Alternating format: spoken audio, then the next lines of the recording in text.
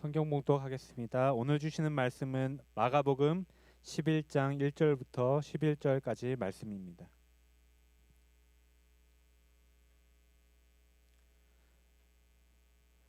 제가 먼저 한 절 읽고 교독하시겠습니다. 그들이 예루살렘에 가까이 와서 감난산 벳바게와 베다니에 이르렀을 때에 예수께서 제자 중 둘을 보내시며 이르시되 너희는 맞은편 마을로 가라. 그리로 들어가면 곧 아직 아무도 타보지 않은 나귀 새끼가 메어 있는 것을 보리니 풀어 끌고 오라. 만일 누가 너희에게 왜 이렇게 하느냐 묻거든 주가 쓰시겠다 하라. 그리하면 즉시 이리로 보내리라 하시니 제자들이 가서 본즉 나귀 새끼가 문 앞 거리에 메어 있는지라. 그것을 보니 거기 서 있는 사람 중 어떤 이들이 이르되 나귀 새끼를 풀어 무엇을 하려느냐 하매 제자들이 예수께서 이르신 대로 말하되 이에 허락하는지라.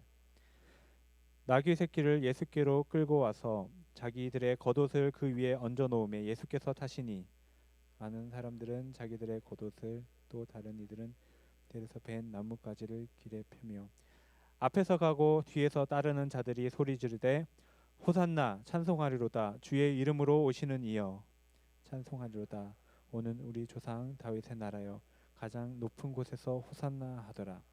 함께 읽겠습니다. 예수께서 예루살렘에 이르러 성전에 들어가사 모든 것을 둘러보시고 때가 이미 저물매 12제자를 데리시고 베다니에 나가시니라. 아멘. 이 시간 이요한 담임 목사님께서 마가복음 35번째 시간입니다. 나귀 새끼를 예수께서 타시니라는 제목으로 말씀 전해 주실 때 모두 큰 은혜 받으시기를 원합니다. 우리 노병도 집사님, 최경희 집사님 아들 되는 우리 호성군, 최호성군 한국에서 군복무하다가 지금 휴가 중에 잠시 우리 들려서 같이 예배하고 있는데 어디 있으시죠? 우리 머리 짧은 해병대 머리 하고 있는 그럼 박수해 주시죠. 네. 네, 건강하게 잘 군복무하시기를 기도합니다. 땡스기빙 잘 보내셨나요? 땡스기빙 한 주간 동안 이렇게 지내고 나니까 이제 올해가 이제 한 달 정도밖에 남지 않은 것 같습니다. 11월 마지막 주일이고요. 이제 오늘이 지나가면 이제 12월이 곧 시작됩니다. 성탄절이 지나가면 2021년이 저물죠. 참 시간이 빠르죠. 여러분 아세요? 교회력, 이제 교회의 절기들을 따라가는 그 교회력이 있는데요.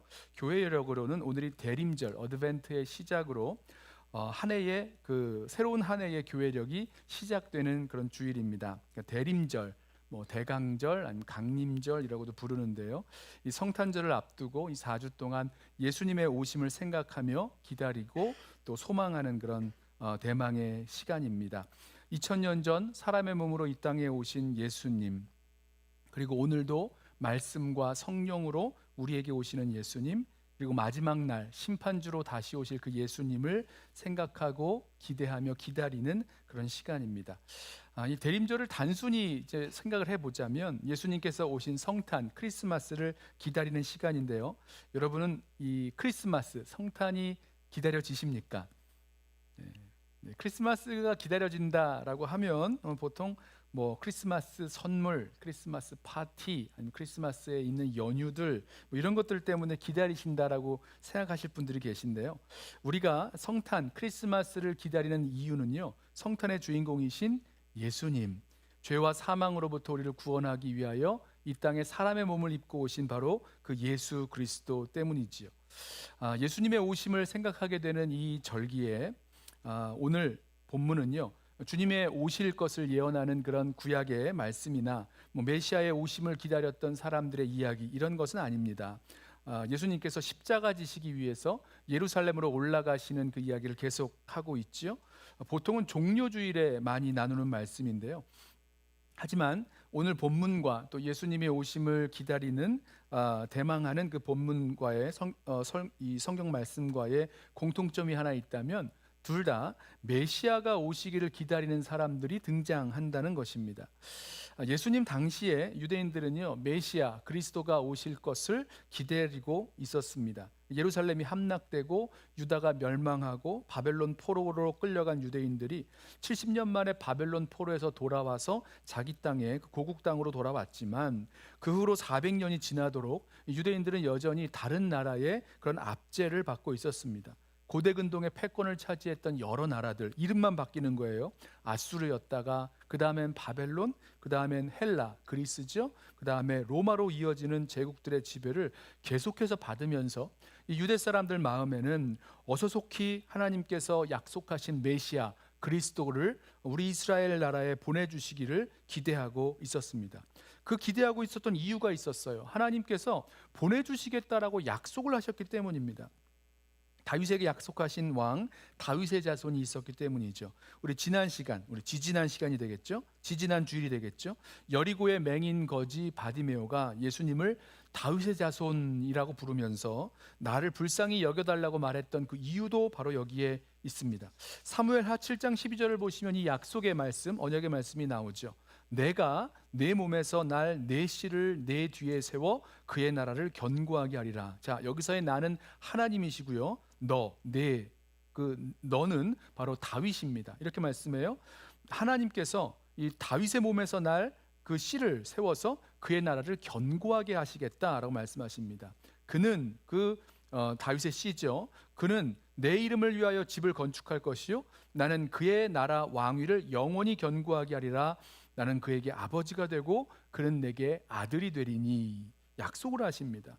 그러니까 하나님께서 다윗 왕에게 주신 그 약속의 근거에서 처음에는 이게 솔로몬을 두고 하신 약속의 말씀이구나라고 알았는데, 이 솔로몬 이후에 이스라엘 나라가 분열되죠. 백성들은 악을 행하고 우상 숭배에 빠집니다. 그리고 하나님의 징계를 경험합니다. 하나님은요, 선지자를 통해서 자기 백성들을 징계하시는데, 심판하시는데 언약대로 회복시켜 주실 것이다 라고 약속을 하셨어요. 그래서 다윗에게 주셨던 이 영원한 왕국에 대한 그 약속이, 이 언약이 마지막 때에 이루어질 것이라고 여기게 되었고, 다윗 왕조를 다시 세울 메시아 그리스도를 기다렸다는 것입니다. 세상의 강력한 제국의 압제를 계속 받으면서, 특별히 가장 강력했던 로마 제국의 압제를 받으면서 삶은 더 고통스러워져 가고, 그 속에서 하나님을 찾던 경건한 이스라엘 백성들은요, 자신들을 로마의 압제에서 건져주고 모든 고난을 위로해줄 그 메시아가 오시기를 간절히 기다리고 있었습니다. 예수님께서 오병이어로 그 5천의 사람들을 먹이셨을 때 사람들이 예수님을 끌어다가 억지로 왕을 세우려고 했던 그런 기록이 있는데요, 그 근본적인 이유도 여기에 있는 거죠. 이스라엘 백성이 자기 백성을 구원할 이 하나님 보내실 메시아 왕을 간절히 기다리고 있었다는 것입니다. 그들이 기다리는 메시아는요, 다윗 왕의 진정한 후손으로서 오셔서 이 세상을 심판하시고 또 오셔서 이방의 적들과 싸워 승리하실, 그리고 이스라엘을 구원해 주실 왕이셨습니다. 이 완전한 승리 이후에 더럽혀진 하나님의 성전을 깨끗하게 하고 재건할 것이다 라고 기대하고 있었죠. 자, 당시 유대인들이 기다리던 메시아가 어떤 왕인지 보여주는 기록이 있는데요, 솔로몬의 시편, 이런 우리 성경에 들어있지 않은 위경입니다.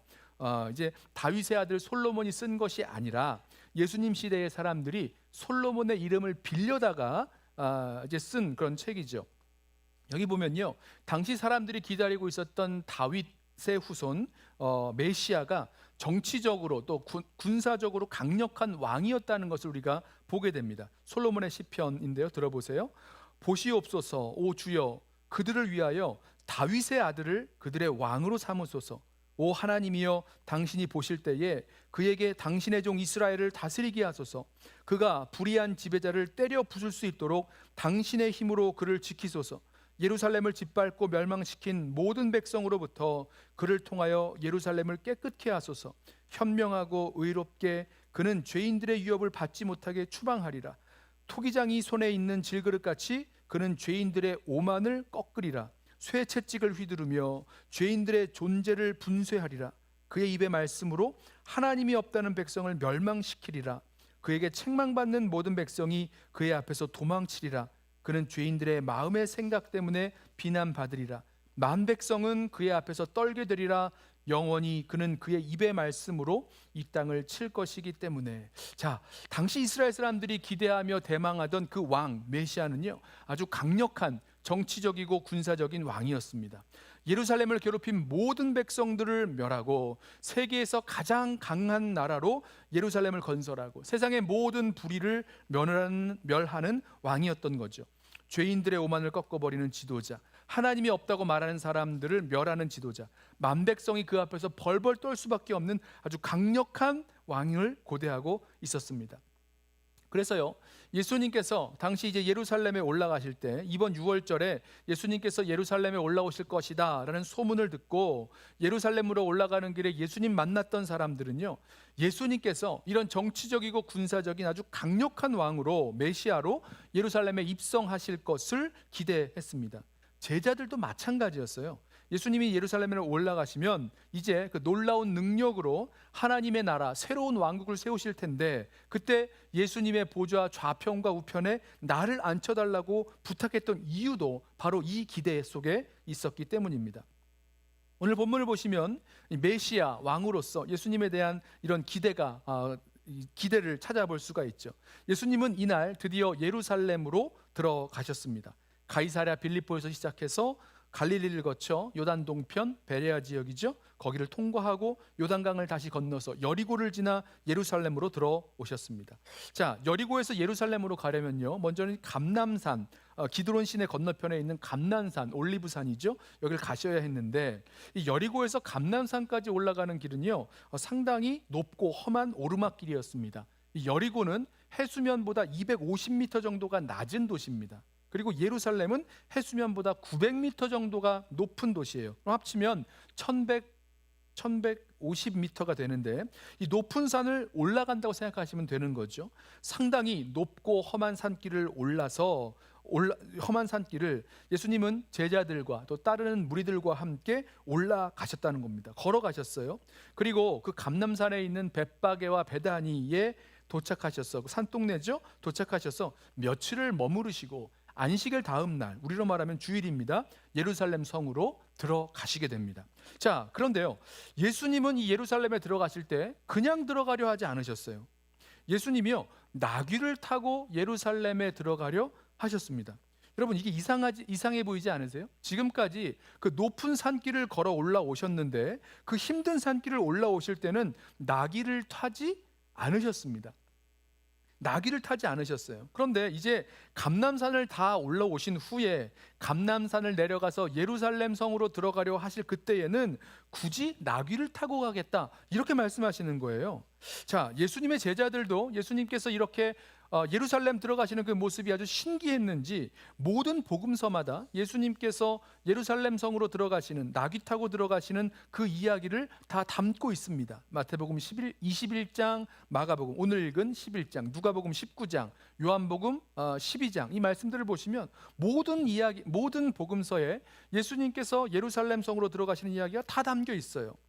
자, 이 마태, 마가, 누가 이 공관복음은요, 예수님께서 예루살렘으로 가셨던 이야기가 한 번만 나오는데, 요한복음을 보면 예수님께서 이 유대인의 명절을 지키기 위해서 예루살렘으로 가셨던 적이 여러 번 나옵니다. 그런데요, 그때 이전에 예루살렘 성으로 들어가실 때는요, 나귀 타고 들어가겠다, 이런 말씀하지 않으셨어요. 나귀 타고 예루살렘에 들어가지 않으시고 그냥 걸어서 들어가셨다는 겁니다. 그런데 십자가 지시기 위하여 예루살렘으로 올라가시는 이 마지막 입성에서는 굳이 나귀를 타고 들어가겠다라고 하시는 겁니다. 왜죠? 무엇 때문에 예수님은 예루살렘 성으로 들어가실 때에 나귀를 타고 들어가려 하셨을까?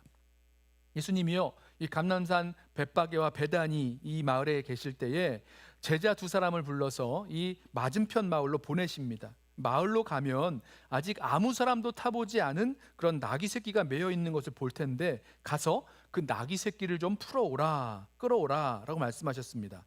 만약에 누가 그 두 제자에게 지금 뭐 하는 짓이냐고, 왜 남의 나귀를 풀어가는 거냐고, 허락도 없이 끌어가느냐라고 묻는다면 주가 쓰시겠다 이렇게 말하라고 말씀까지 해주셨어요. 자, 그렇게 말하면 즉시 보내줄 것이다 라고 말씀해 주셨죠.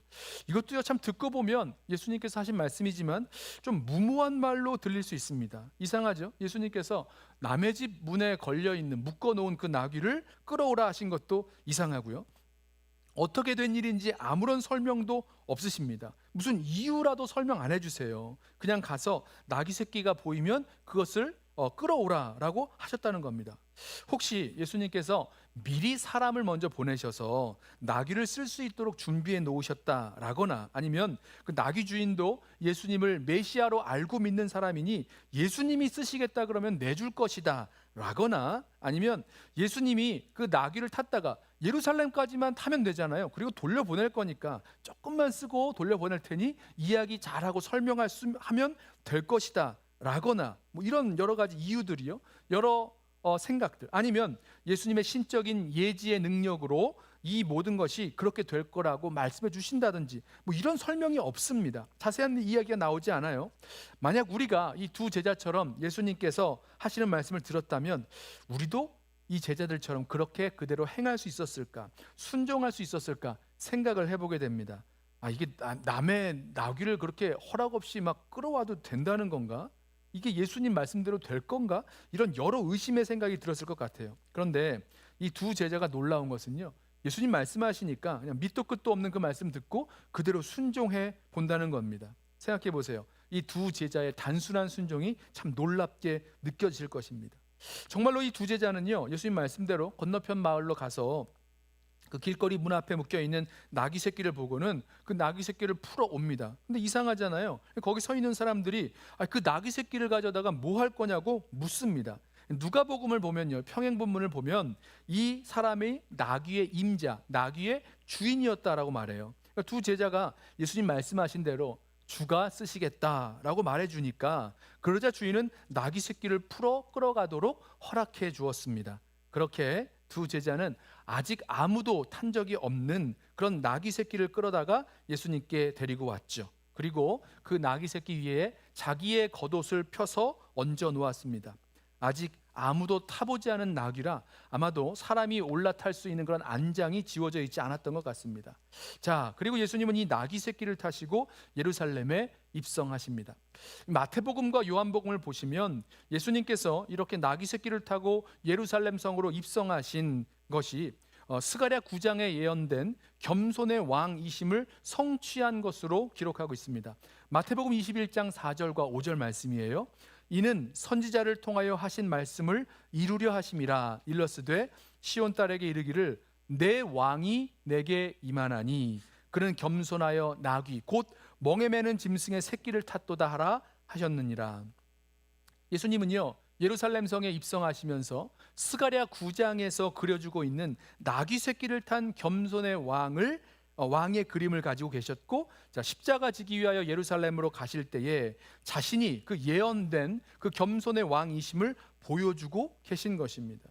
예수님은요, 세상의 왕들과 정복자들처럼 군마를 타고 혹은 백마를 타고 입성하지 않으셨어요. 놀랍게도 나귀 새끼를 타고 예루살렘 성에 입성하셨다는 겁니다. 제가 한두 개 있을 때요, 나귀를 타본 적이 있습니다. 나귀 타보셨어요? 나귀인지 모르겠는데 누군가 저를 위해서요, 그 나귀를 타라고 돈을 내줬어요. 그래서 할 수 없이 제가 잠깐 올라가서 앉은 적이 있는데요, 제가 나귀에 올라갈 때요, 나귀한테 좀 미안하더라고요. 제가 큰지 나귀가 큰지 모를 정도로 아주 작고 볼품이 없었습니다. 그런데 예수님 타신 나귀는요, 어른 나귀도 아니고 새끼 나귀였어요. 얼마나 작았을까 상상을 해봐요. 게다가 그 나귀는 아무도 타본 적이 없다 그러잖아요. 그러니 얘가 끌어가는 대로 제대로 움직였을까, 이것도 의심스럽고, 이 안장이 없으니 위에 걸터 앉는 것도 참 불편했을 것 같습니다. 그나마 이것도 남의 집 나귀 빌려온 거잖아요. 자, 이렇듯이요, 예수님은요, 볼품없고 작고 마음대로 움직이지 않는 불편한 그 작은 나귀 새끼를 타고 예루살렘 성으로 들어가셨다는 것입니다. 자, 무엇 때문이죠? 스가랴 9장 9절에 말씀하고 있는 겸손의 왕이심을 보여주고 계신 것이죠. 여러분, 이렇게 예수님께서 겸손의 왕이 되신 것은요, 아주 놀라운 반전입니다. 예수님은 사실 몇 조각의 그 떡을 가지고도, 빵을 가지고도 수천을 먹이실 수 있는 분이셨어요. 그런데 예수님은 때로는 이 배고픔을 감수하셨습니다. 이런 역설이 담겨 있어요. 예수님은 병든 자를 고치고 죽은 자를 살리실 수 있는 그런 권능이 있으신 분이셨습니다. 그런데 예수님은 자신이 받아야 할 그 죽음의 잔을 피하지 않고 담당하셨어요. 예수님께서는요, 모든 능력과 권세와 영광이 있으신 만왕의 왕이십니다. 그러나 나귀 새끼를 탄 겸손의 왕으로 예루살렘에 입성하셨다는 겁니다. 예수님이 의도적으로 나귀 새끼를 가져다가 그 위에 타시고 예루살렘으로 들어가셨다는 거죠. 자, 예수님이 예루살렘으로 들어가시는 그 길에서 제자들에게 자신은 사람들이 기대하는 그리스도 메시아가 아니다라는 것을 여러 번 말씀해 주셨어요. 이미 우리 마가복음을 나누면서 8장에서 9장에서 10장에서 3번이나 예수님께서 해주신 그 말씀을 들었죠. 예수님이 예루살렘에 올라가시면 고난과 죽음과 또 부활 겪게 될 것을 여러 번 말씀하고 가르쳐 주셨습니다. 10장 32절 말씀입니다. 이에 다시 12제자를 데리시고 자기가 당할 일을 말씀하여 이르시되 보라, 우리가 예루살렘에 올라가노니 인자가 대제사장들과 서기관들에게 넘겨지매 그들이 죽이기로 결의하고 이방인들에게 넘겨주겠고 그들은 능욕하며 침뱉으며 채찍질하고 죽일 것이나 그는 3일 만에 살아나리라 하시니라. 자, 예수님의 그 제자들이 누가 크냐 다투면서 으뜸이 되고자 했던 그 제자들에게 또 말씀하시기를 누구든지 으뜸이 되고자 하는 자는 모든 사람의 종이 되어야 하리라, 이 말씀을 하셨습니다. 그러면서 인자가 온 것은 섬김을 받으려 함이 아니라 도리어 섬기려 하고 자기 목숨을 많은 사람의 대속물로 주려 함이라. 그러니까 십자가 지시기 위해서 예루살렘에 올라가시는데 거기에서 죽으시는 예수님의 그 죽음이 무엇을 의미하는지, 많은 사람의 대속물로 주려 하시는 예수님의 그 십자가의 그 목적까지도 설명을 해주셨죠. 예수님께서 나귀 새끼 타고 예루살렘 성으로 들어가시는 것은 겸손의 왕으로 오셔서 십자가에 달려 죽으심으로 우리를 죄와 사망의 권세에서 구원하시기 위한 그런 목적이 있으셨습니다. 자, 이렇게 십자가에 죽을 메시아는요, 자기 백성이 기대하고 기다리던 그 메시아와는 달랐어요. 이스라엘 백성이 기대하는 그 메시아의 모습 무엇이었는지 사실은 이 사람들의 반응에서 우리가 찾아볼 수가 있습니다. 예수님이 나귀를 타시고 그 길을 걸어가시자 많은 사람들이요, 자기의 겉옷을 벗어서 그 길 위에 깔았고 어떤 사람들은 들에서 벤 나뭇가지를 가져다가 그 길에 깔았습니다. 요한복음은 이 나뭇가지가 종려나뭇가지라고 말하고 있고요, 또 깔았을 뿐만 아니라 이 종려나뭇가지를 흔들면서 예수님을 환호하기를 앞에서 가고 뒤에서 따르는 사람들이 외치기를 호산나 찬송하리로다, 주의 이름으로 오시는 이여 찬송하리로다, 우리 조상 다윗의 나라여 가장 높은 곳에서 호산나라고 말했습니다. 자, 이렇게요, 사람이 가는 그 길에 겉옷을 깔고 나뭇가지를 깔고 호산나 찬송하는 이 모습은요, 팔레스타인 문화권에서는 왕의 입성을 환영하는 그런 모습입니다. 고대 사회에서 왕이나 아니면 장수가 전쟁 영웅으로 승리하고 돌아올 때에 개선 행진을 하는 모습과 같죠. 사람들이 예루살렘으로 돌아오시는 예수님께 그와 같은 행동을 하고 있는 거예요. 이것은요, 그들이 나귀를 타고 예루살렘에 들어가시는 그 예수님을 보면서 그 상징적인 의미를 어느 정도 나름대로 이해하고 있었다는 것을 우리가 알 수 있습니다.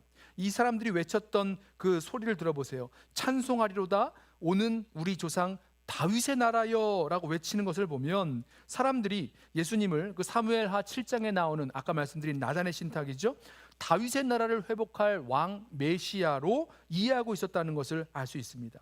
나귀를 타신 예수님은 스가랴 9장 9절에서 이 내 왕이 내게 임하나니 라고 말씀하는 것을 보면서 스가랴 9장 9절에 말씀하고 있는 그 왕으로 인식했는지도 모르겠습니다. 그런데 여기서 우리가 한 가지 분명한 것이 있다면 예수님의 예루살렘 입성을 환영하던 사람들은 그 로마의 압제 상황 아래에서 자신들의 그 상황 속에서 그 구약의 약속을 해석할 때 예수님이 자신들이 원하는 그 소망, 또 이스라엘의 독립과 이방의 심판과 성전의 정화와 회복을 이루실 그분으로, 그 왕으로, 메시아로 기대하며 기다리고 있었다는 거예요.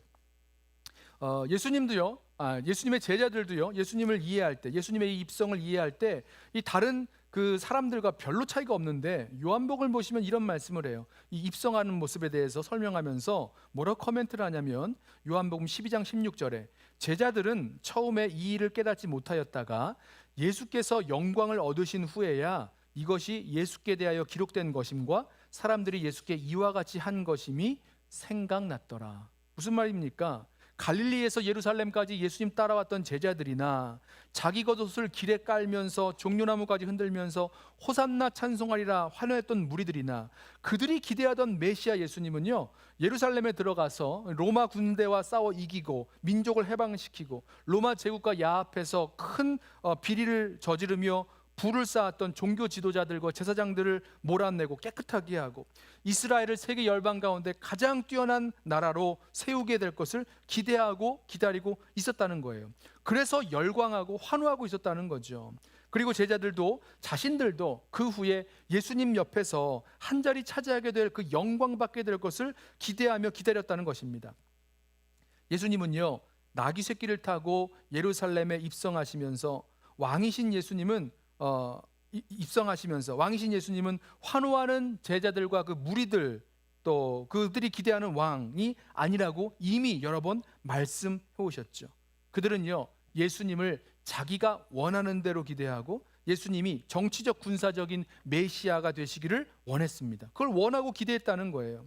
예수님께서 예루살렘에 올라가셔서 고난당하시고 침뱉음 받으시고 채찍질 당하시고 결국 죽임당할 것이다. 내가 생명을 많은 사람을 위한 대속물로 내어줄 것이다. 몸값이 되어줄 것이다 라고 말씀하셔도 제자들과 무리들은요, 알지 못했고 알려하지 않았고 이를 거부했습니다. 그리고 십자가 지신 왕, 십자가 지신 메시아 그리스도를 기대하지 않고 있었던 거죠. 예수님께서 고난과 죽음, 또 부활 이런 건 말씀하시면 죽기를 각오하고 로마와 싸운다라거나 아니면 그 죽기를 각오하고 싸우면 결국은 승리할 것이다, 부활할 것이다, 이런 나름대로 해석하고 기대했는지도 모르겠어요. 그리고 그 후에 얻을 영광 얻기를 소원했다는 거죠. 그래서 예수님을 따르며 예수님을 환호하고 있었다는 것입니다. 그런데요, 놀랍게도 예수님이 예루살렘에 입성하실 때 호산나 찬송하리로다 환호하던 사람들이요, 며칠이 지나면 예수님이 아무런 힘 없이 체포당하고 재판받으실 때는 십자가에 못 박으라 외치는 무리로 바뀌어진 것을 보게 됩니다. 예수님을 환호하며 환영하던 무리가 어떻게 이렇게 바뀌게 될까?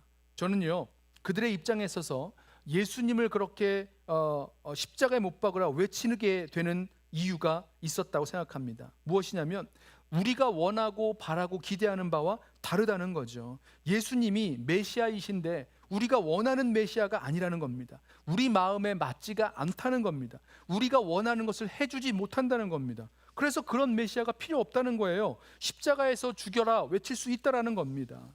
사랑하는 성도 여러분, 오늘 예수님을 우리를 구원하실 왕, 우리의 메시아로 믿고 따라가는 저와 여러분도요, 우리 예수님을 향해서 기대하고 바라는 것이 분명히 있으실 거예요. 예수님께서 우리에게 무엇을 어떻게 하여 주기를 여러분 기대하며 기다리고 계십니까?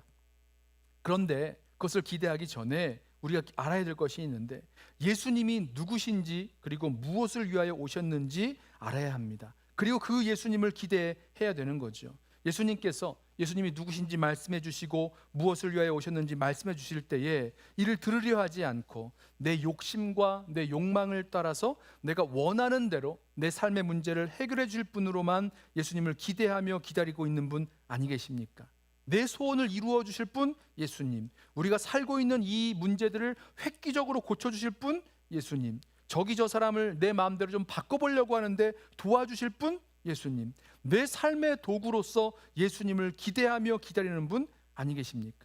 그래서 오늘 이 말씀을 통해서 예수님을 따라가며 환호하며 열광했던 이 백성들의 모습을 보면서 우리가 예수님께, 우리 구주 예수님께 무엇을 기대하며 살아가고 있는지 한번 살펴보기를 원합니다. 여러분, 저와 여러분들이 기대해야 될 것은 우리가 원하는 소원을 예수님께서 이루어 주실 것이다가 아니라 예수님께서 오셔서 우리 가운데 이루실 그 일을 기대하기를 원합니다. 무슨 말씀이냐면 예수님께서 우리에게 오셔서 십자가로 이루실 그 아버지의 뜻, 그 십자가로 이루실 아버지의 그 역사, 구원의 역사를 우리 기대하자는 거죠.